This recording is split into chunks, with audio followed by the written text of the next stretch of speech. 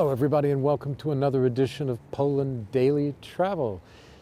Well, if you consider Warsaw as the 2023 European top destination, as it was voted, apparently in a fair and above-board poll, not just by polls, you have to consider the Jewish traditions in Poland. They're inescapably tied to the Polish national identity. You have centuries of Polish immigration, Polish movement into Poland, and particularly in the 1300s by Kazimierz the Great. They don't call him the Great for no reason.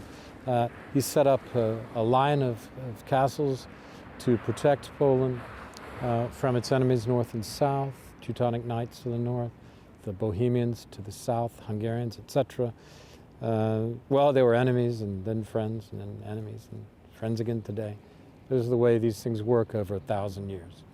But during those 1,000 years, the Jewish community,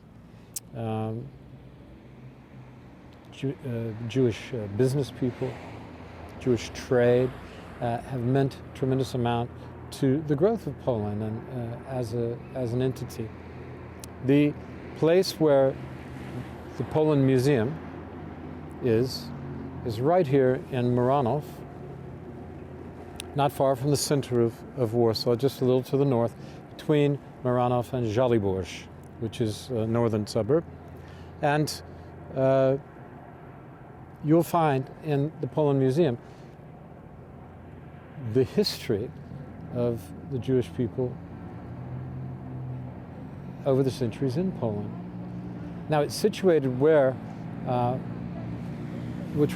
this place was the epicenter, this park was the epicenter of the Warsaw Ghetto uprising, which was in the spring of 1943, when the Jewish people who were imprisoned here by the Germans, surrounded by a ghetto wall. If you've seen the Pianist film, perhaps you're familiar with this, or many other films, both documentary and feature. You will be aware of what happened here. So rather than go quietly to the prison camps, everyone knew by then, and had known for some time, what was going on in those extermination camps. They were murdering people and using industrial means. So this museum commemorates the history that isn't here anymore because of the German occupation. Okay, that's it in a nutshell. The museum captures through photographs and films and artifacts the history of the Jewish people in Poland, which was much of it almost totally eradicated, along with the people themselves, during the period 1939 to 1945.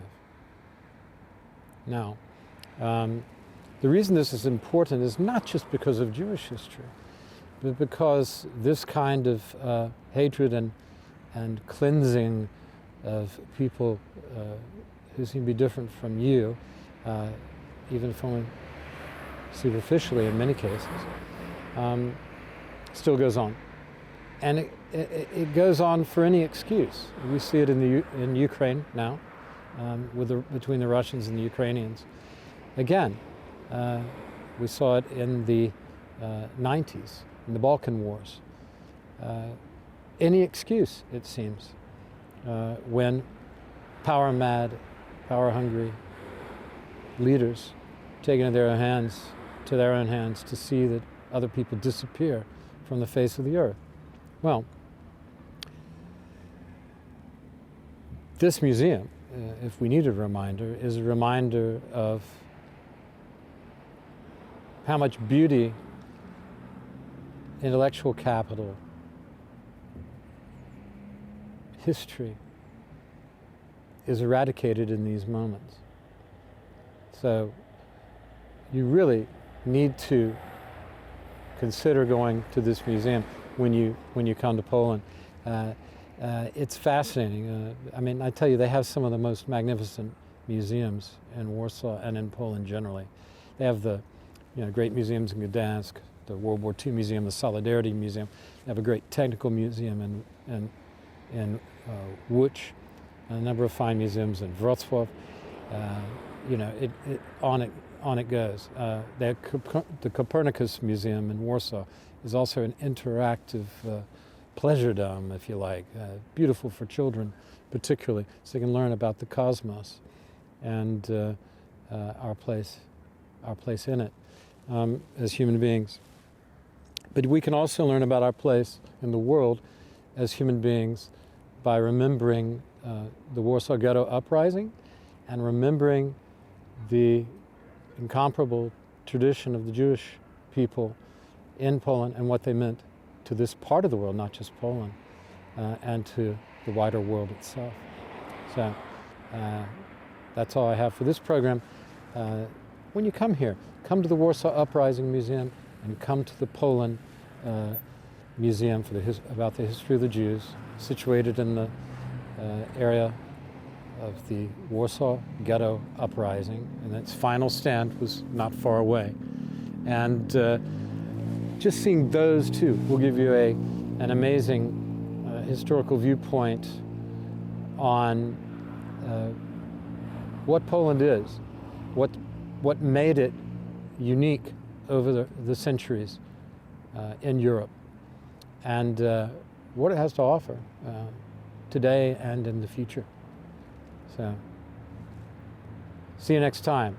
And don't forget to like and subscribe to Poland Daily Live or Poland Daily Travel, both on YouTube. Thanks for watching.